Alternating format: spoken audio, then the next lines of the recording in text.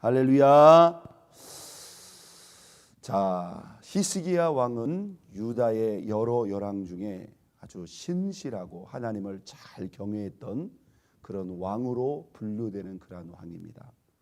시대적으로는 대략적으로 유대 그 왕권의 말기쯤입니다. 히스기야 왕 시대에 이미 북부 이스라엘이 아수르에 의해서 멸망당하는 그 사건이 히스기야 왕 재임 기간에 발견되게 되죠.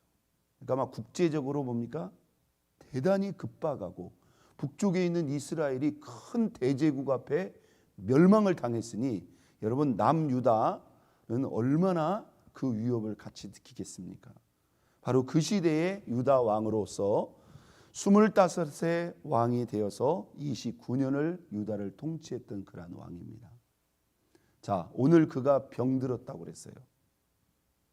아마 이 병으로 상당히 중한 상태이지 않았을까 싶습니다. 여러분 그 질병을 놓고 본인도 기도했겠고 아마 온 백성이 히스기야 왕의 치유를 놓고 기도하지 않았겠습니까? 그런데 오늘 하나님께서 이사야 선지자, 우리가 잘 알고 있는 이사야서를 기록한 그 이사야 선지자를 통해서 히스기야 왕에게 지금 일차적인 응답이 옵니다.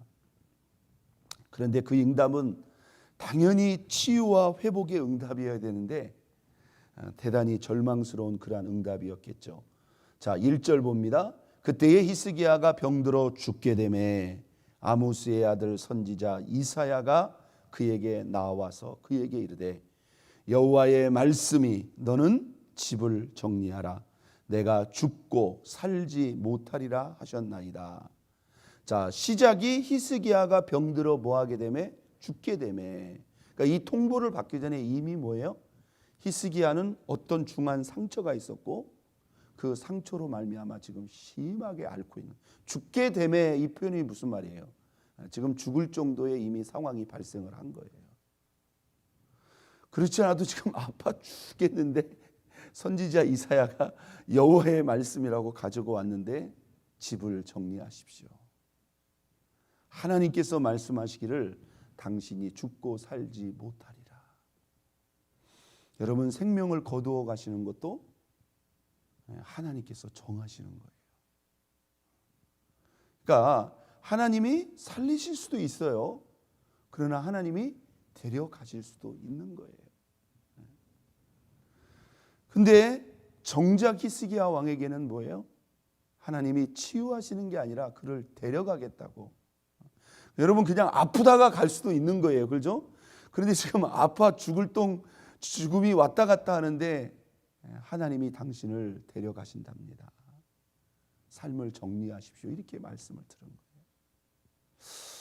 여러분 우리는 죽음이라는 게요. 그냥 뭐 여기 이제 나이들 다 웬만큼 드셨기 때문에 생각을 전혀 안 해보시긴 하겠지만 진짜 사람이 죽음의 문턱에 서게 되면요.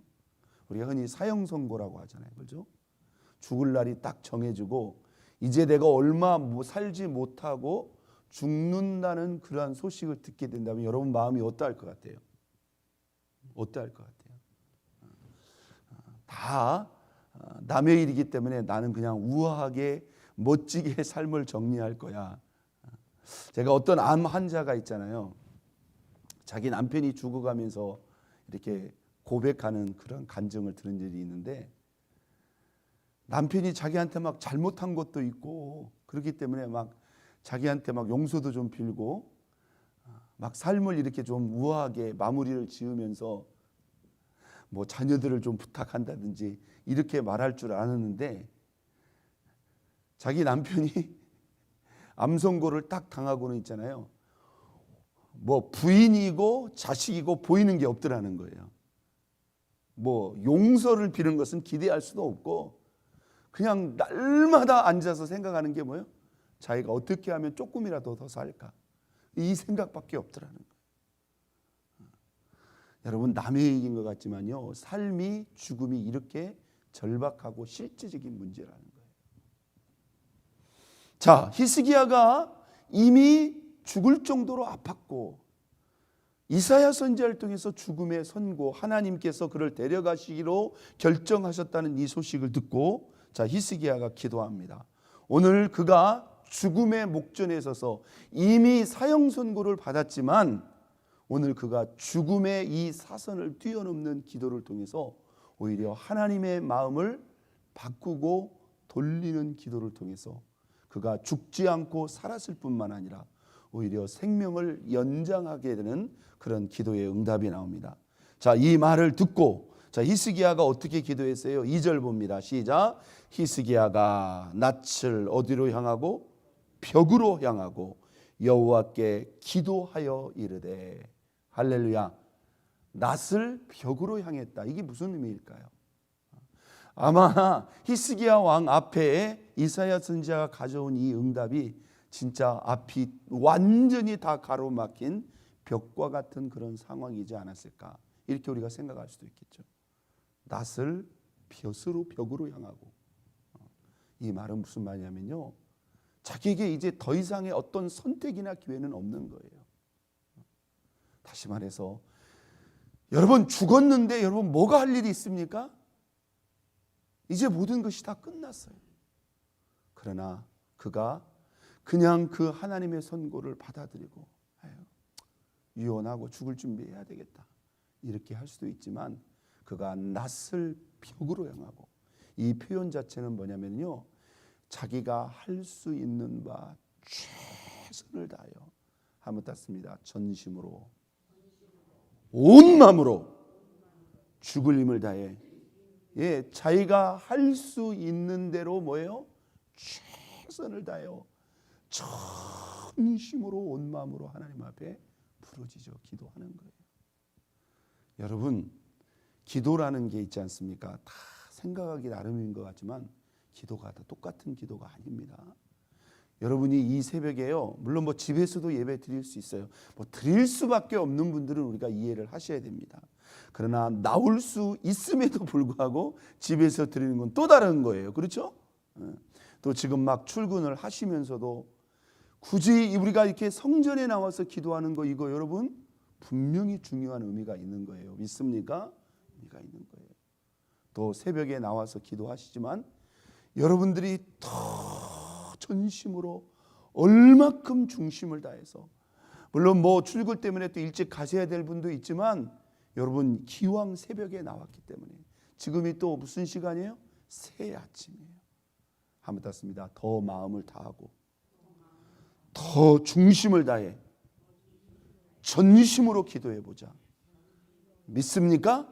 여러분, 우리가 사람과의 대화도 있잖아요. 그냥 부담 없이 하는 얘기가 있어요. 그렇죠? 그러나 봅니까? 간곡하게 중심을 담아 하는 이야기는 똑같은 이야기가 아니다, 이 말이에요. 여러분, 우리가 하나님 앞에 기도하지 않아도 하나님이 나보다 내 사정을 더 아신다고 그랬어요. 기도는 단순한 정보의 전달이 아닙니다. 정보 전달할 것도 없다니까요. 우리의 중심, 우리의 마음을 하나님께 뭡니까? 드리고 표현하는 거예요. 할렐루야.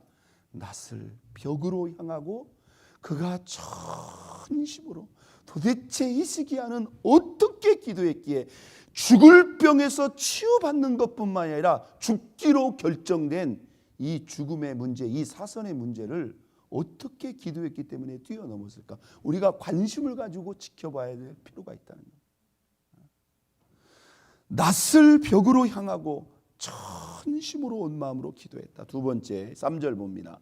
여호와여 구하오니 내가 진실과 전심으로 주 앞에 행하며 주께서 보시기에 선하게 행한 것을 모아옵소서 기억하옵소서.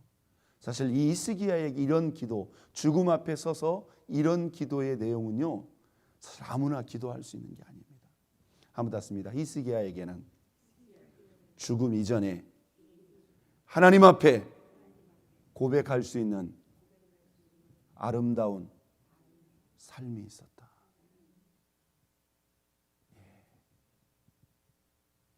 실제로요, 유다의 열왕들이 대부분 악했습니다. 그의 아버지가 아주 패역하고 악한 왕이었습니다.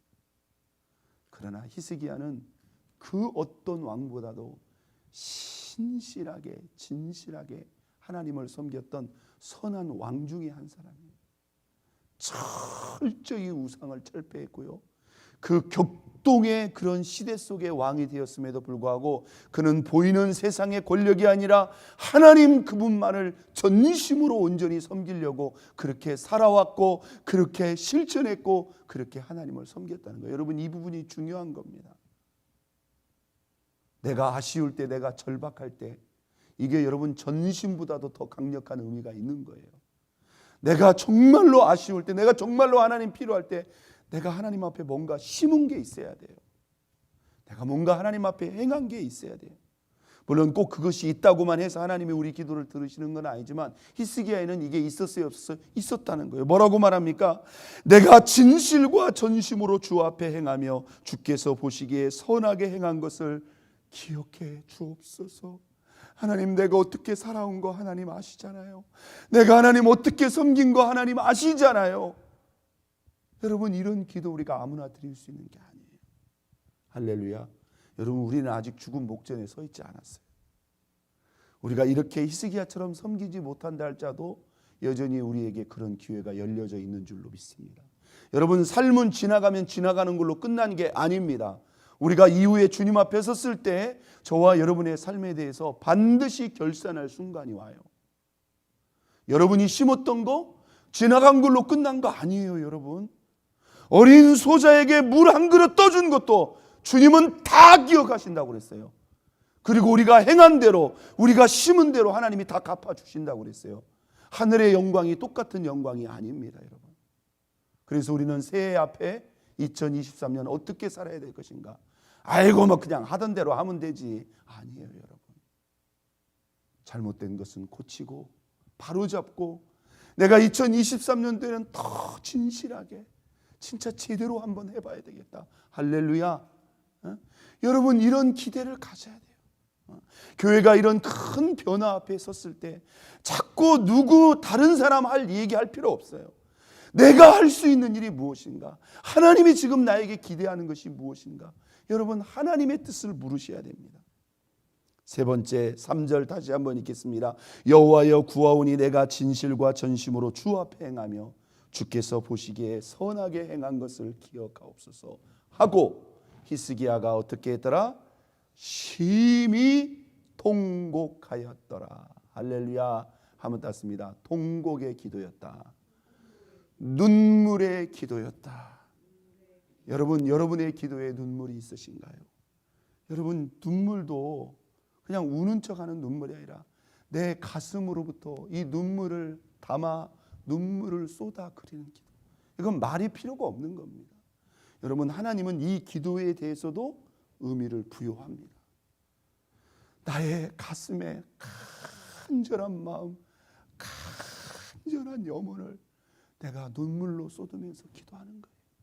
오늘 하나님께서 그 소식을 통보하고 돌아가는, 그 사망 선고를 통보하고 돌아가는 이사야에게 돌아가는 길에 하나님이 말씀합니다. 뭐라고 말합니까? 자, 5절. 너는 돌아가라. 내 백성의 주권자 히스기야에게 이르기를 왕의 조상 다윗의 하나님 여호와의 말씀에 내가 너의 기도를 들었고 또 무엇을 보았노라?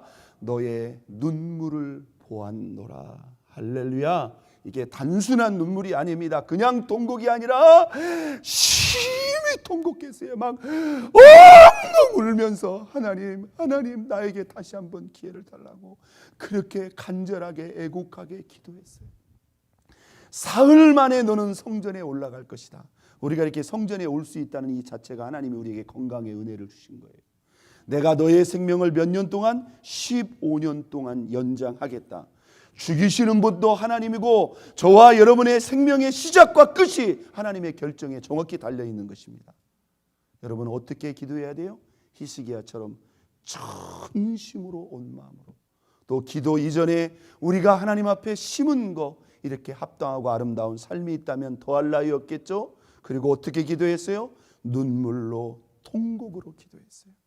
오늘 우리가 새해 아침 이런 히스기야와 같은 중심과 이러한 간절한 기도를 통해서 오늘 저와 여러분의 삶 속에 여러분 죽음보다 큰 문제가 어디 있습니까? 우리에게 지금 사망 선고가 있는 것도 아니에요. 우리가 히스기야처럼 기도한다면 어떤 문제, 어떤 것도 다 뛰어넘을 수 있다는 것을 믿고 오늘 이런 응답과 간증과 선포가 있기를 예수 그리스도의 이름으로 축원드립니다. 우리 두 손 높이 들고 기도